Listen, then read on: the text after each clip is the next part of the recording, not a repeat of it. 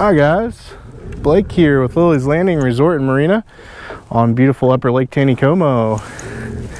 It is Sunday, December 6th, and I'm going to do the one cast for you today.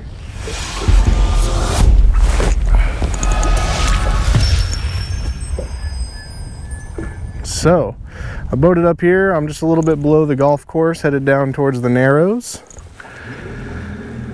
Oh, it's about 50, I don't know, low 50 degrees today. They are still running the 2 units of water. And today, I'm going to be throwing a size 12 Peppy Gray scud. I've got that on the Rio 5X tippet, the green face tippet. It's a little bit stronger than the normal tippet. I've got about probably 13 foot total from the top of my leader down to the end of my tippet. And I've got a big carrot float to hold down the amount of weight needed for getting to the bottom.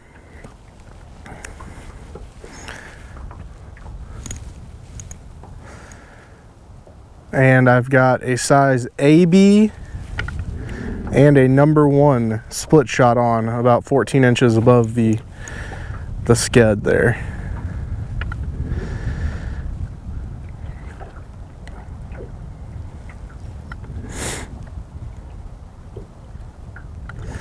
Right now I'm just trying to make sure that I have enough weight on there. You want to see the indicator kind of getting pulled back just a touch because of the weight hitting the bottom.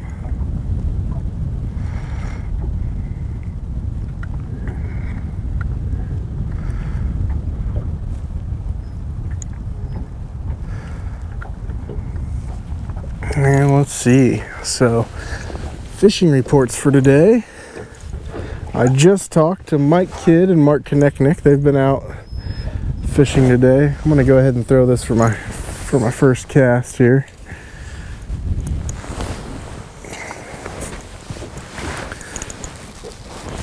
And they said the bite has been really slow for them. They tried dragging some scuds up here on spin cast rod drift rigs and said that they couldn't find any fish. And Mike Kidd was out on the water yesterday. Ooh, that was officially no fish on the first cast, but I did see it get pulled under. That might have been premature. I might have just been hitting the bottom, but I say set the hook on anything and you'll eventually set the hook on a fish.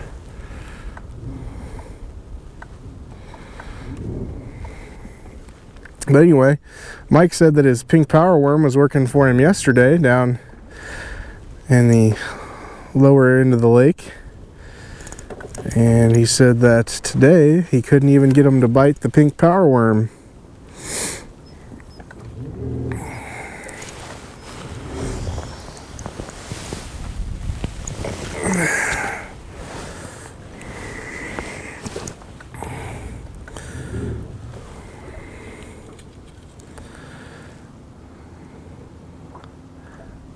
Talked to Steve Dickey a little bit ago, and he was out here yesterday with a guide trip, and he said anywhere from Point Lookout all the way down to Short Creek they were biting the scud pretty good underneath a float.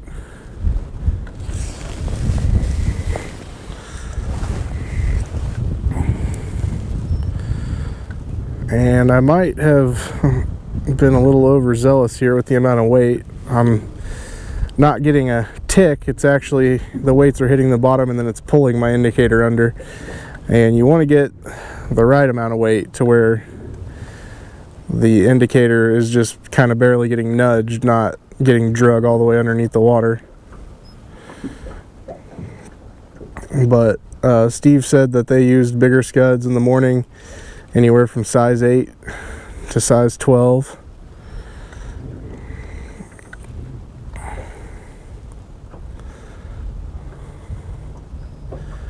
And that the bite was fairly good for them all the way down to Short Creek. The rod I'm using today is the TFO Pro 2. That is a 5 weight, 9 foot, 4-piece rod. We do sell it in the shop. It is a good, reasonable priced rod, and if anybody's looking to start fly fishing, it's a good starter rod for sure. I've got that with some of the Rio fly line that we sell in the shop.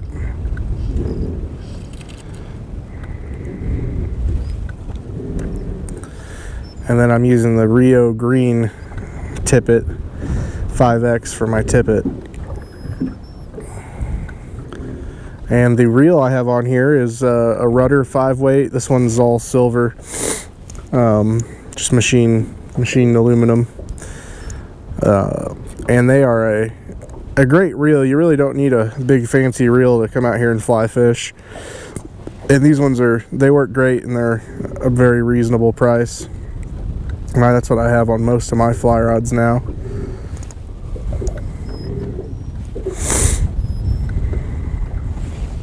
Hey, there's a fish.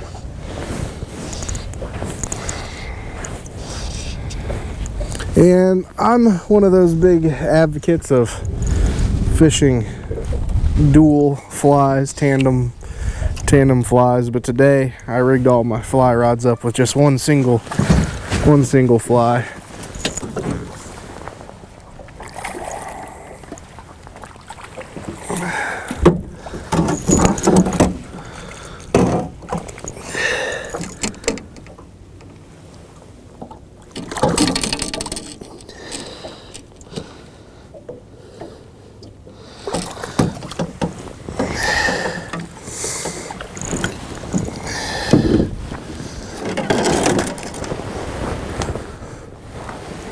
Go. Nice, chunky, healthy little stalker.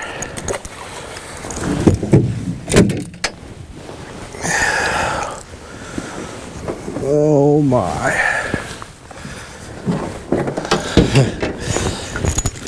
Oh, sometimes boats and fly rods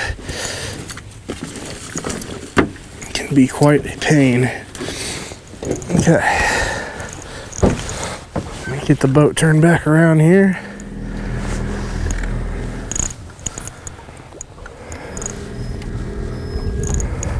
Trying to keep the camera out of the sun there.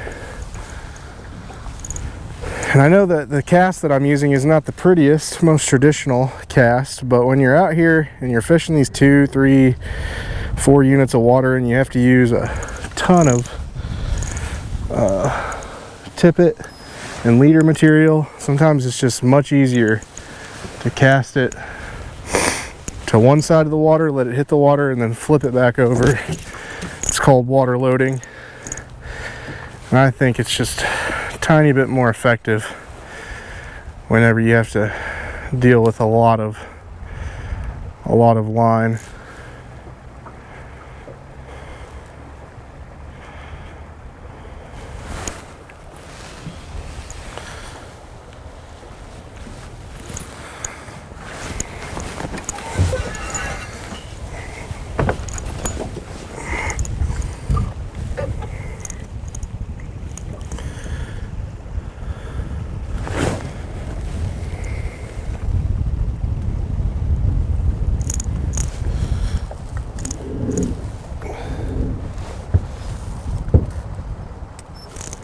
Another thing, you always want to make sure that your indicator's floating at the same speed of your boat, so you can use your trolling motor to fight the wind either way and make sure you've got an even drift.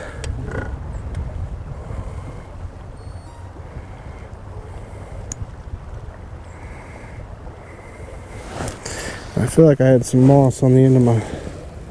Oh yeah, tons of moss. That's something else you gotta make sure you're paying attention to, or else you'll go a long time without catching a fish and wonder why.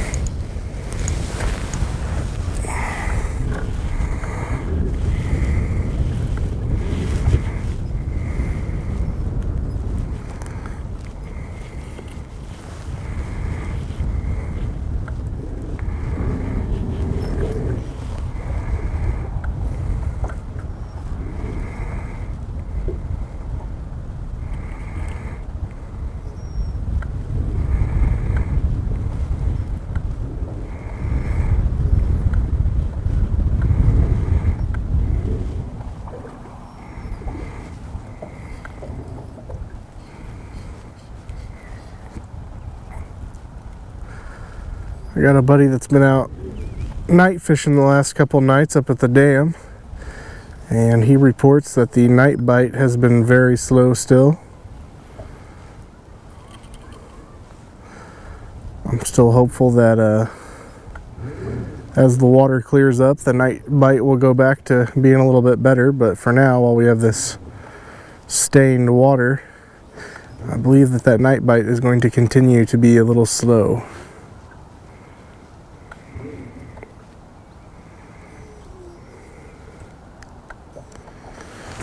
Steve said yesterday that the scud bite wasn't so hot up by the dam. He said they did catch one that was over 20 inches up there, but that was the only fish they caught. And he said they tried throwing some jigs under floats as well. He said the best fishing was from, ooh, that was a fish. The best fishing was from Lookout Point down to the short creek.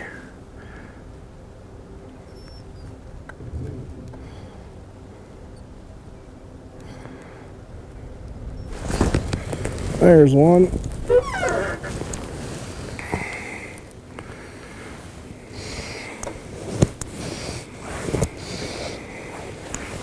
Every time I let off the trolling motor, the boat wants to point right back into the sun.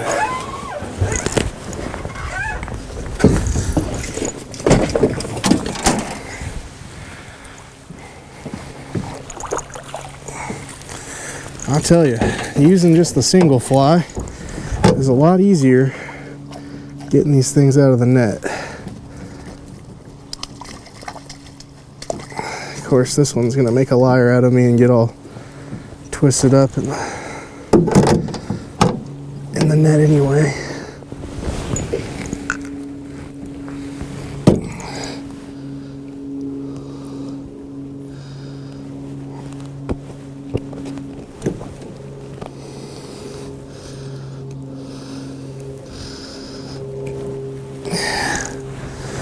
There he is.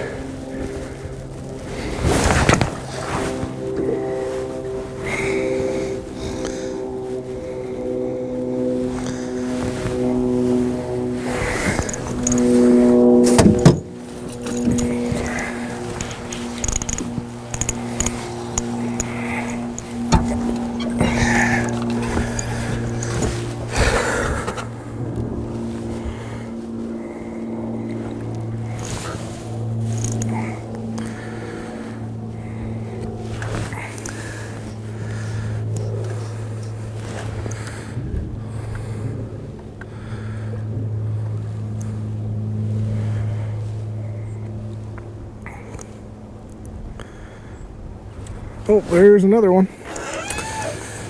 All right, so they are definitely biting the scud a little bit better today. And I think that when you put it under a float, you sometimes get a more natural presentation versus whenever it's dragging on the drift rig.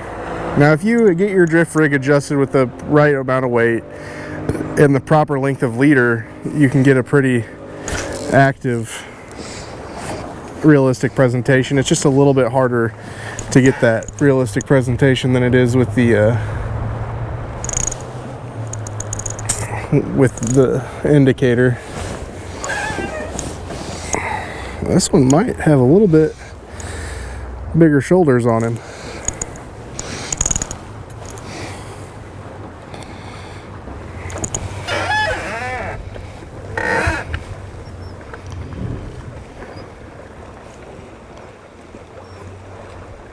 How we doing?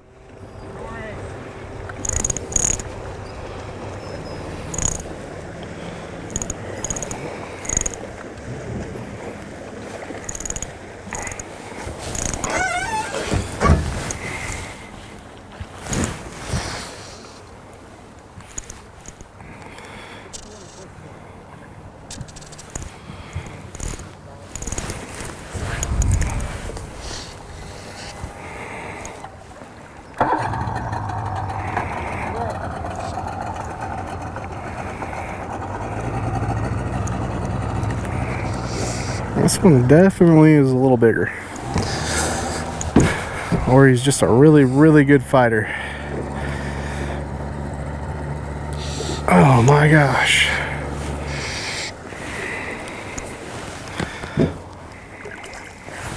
No, he's not much longer, but he looks a lot thicker. And it looks like I got him hooked in the side of the mouth there.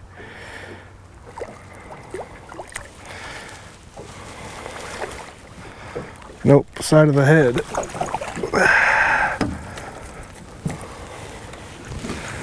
Which would explain why he had so much leverage on me. There we go. Very pretty rainbow. Talked to Bill Babbler earlier. He came by the dock, had a trip this morning, and he said that they were catching them good on night crawlers. They caught some really nice, it's a pretty one. Caught some really nice, healthy male rainbows this morning, and he said that a lot of the females were just pumped full of eggs. I would catch the one piece of grass floating by. I think we're just about to the end of the trophy area here. Captain Steve said it was pretty good down below here, so we'll drift a little bit outside the trophy area and see how we do with the scud. But definitely the better bite I've had for the last couple days here. I tried drifting the scud on a drift rig a couple days ago, and it was not, just didn't work as effectively. But maybe if I'd been using an indicator, I would have done better.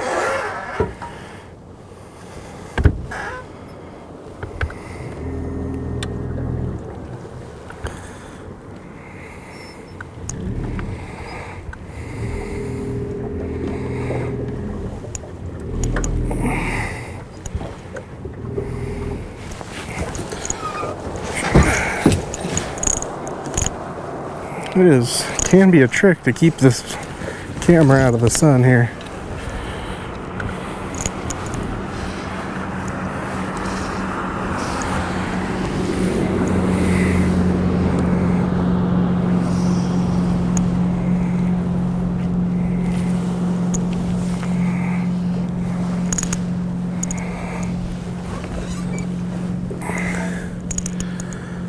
Not nearly as many boats on the water today as there was yesterday. Oh, that was a fish and I missed it. Tore it right out of his mouth.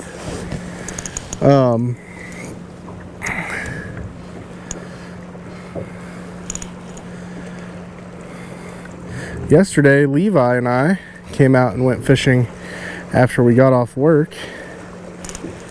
And we started off on the Lookout Point bluff going down. There's another one. Missed that one too. Darn it. I might have to check that hook. It might be bent after that last fish. He was pulling on it pretty hard.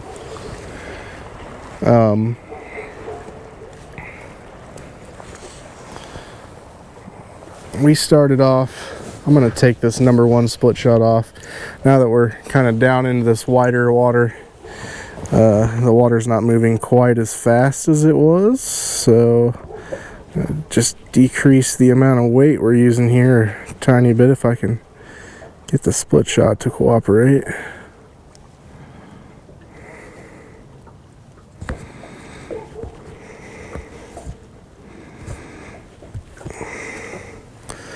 But I might not be able to.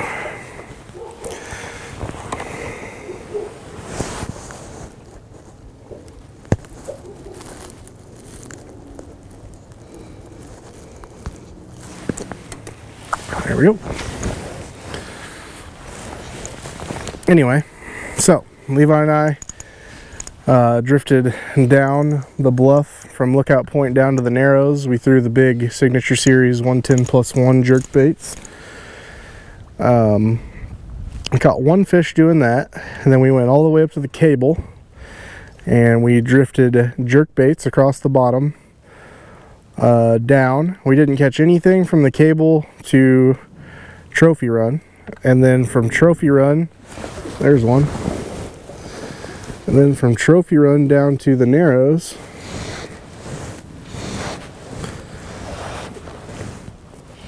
or from trophy run down to Lookout Island, I'm sorry, we caught 5 fish. So they were biting the jerkbait, dragging on the bottom really good from Lookout, or from trophy run down to Lookout, and then we drug the jerkbaits from Lookout all the way down to the Narrows with not a single fish.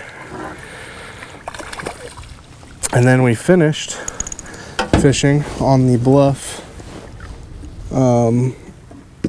right here below Fall Creek, from Fall Creek all the way down to Short Creek, and we caught 5 more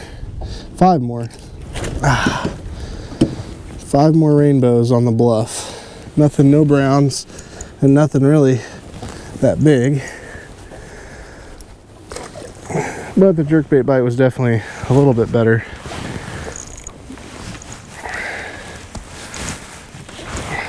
Right there before it got dark.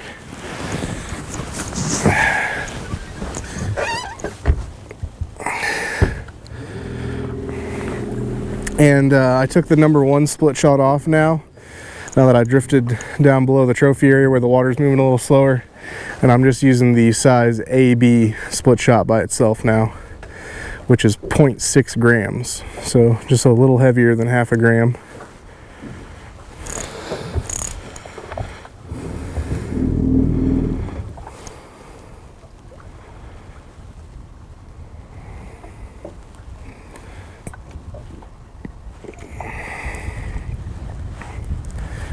And I am drifting the south bank right now, across from Fall Creek's dock.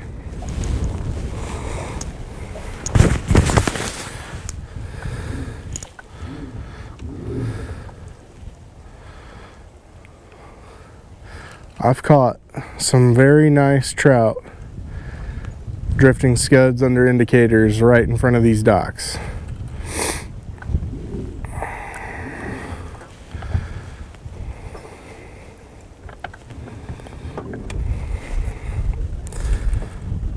Not sure what it is about these docks, but they do hold some bigger fish. I had one on that was probably 25 or 26 inches one day. I think it was on a one cast episode actually, drifting through here. I know John Naprandy caught a 28-inch brown throwing jerkbaits by these docks down through here, and I've caught multiple other 20+ inch rainbows drifting scuds through here on right in front of these docks.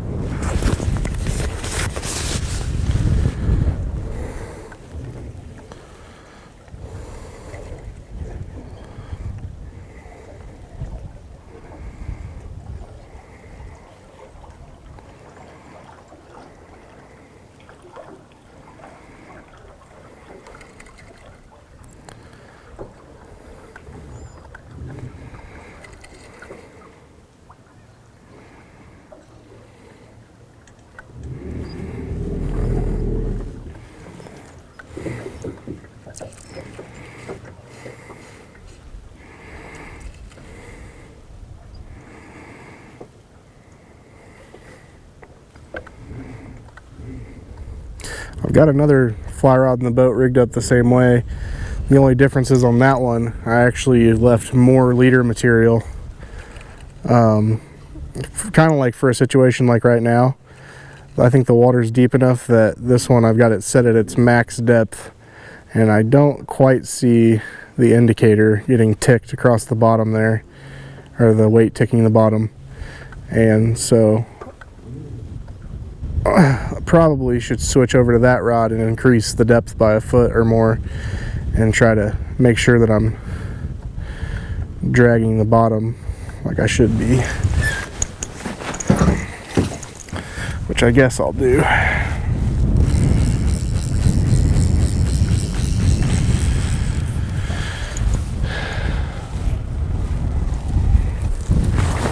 And the wind is getting a lot more serious through here, which is going to make the drift a little more challenging.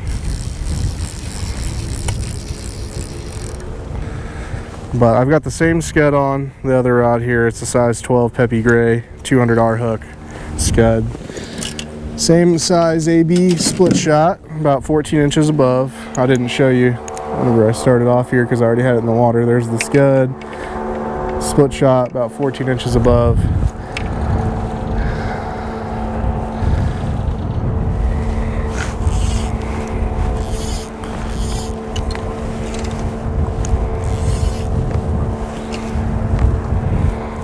And then I'll just set this one about 13 foot deep. I think the other one I had it about 11. So I've got just a little more to play with here.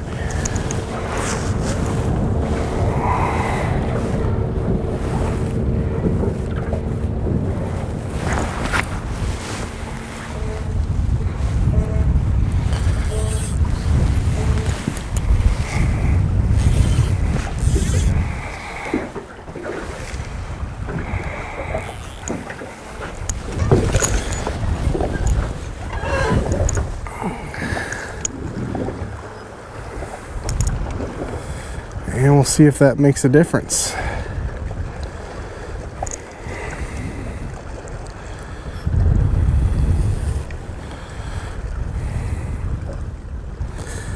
I like to keep as much slack line as I can pulled tight, and you can even hold the rod tip up a little bit.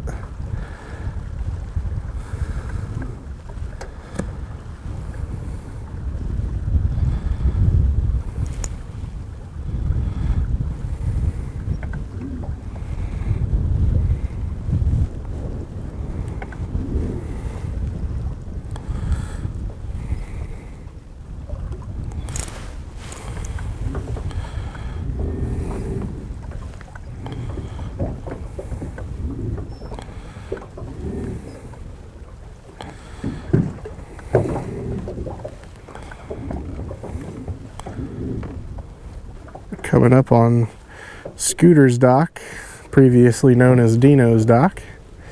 And right out in front of here, there is a giant root wad. Most of you are probably familiar with that if you fished out here any much at all. It's probably stolen some flies and lures from you like it has from me.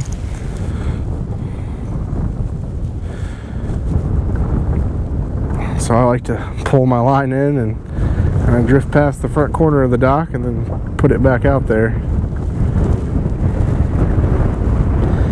And these wind gusts are getting pretty strong.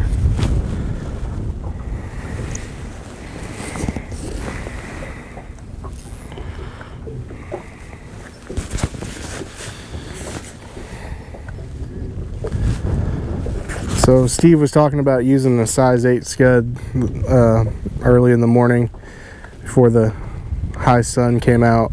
We don't sell any scuds that big. If you're a tire, you can tie them up. They take a lot of dubbing material. But whenever you have dingy, faster water, those bigger scud presentations work pretty good. And that's the reason I really like these 200R hooks, is even though they're still a size 12, they're really long and they make a big body presentation.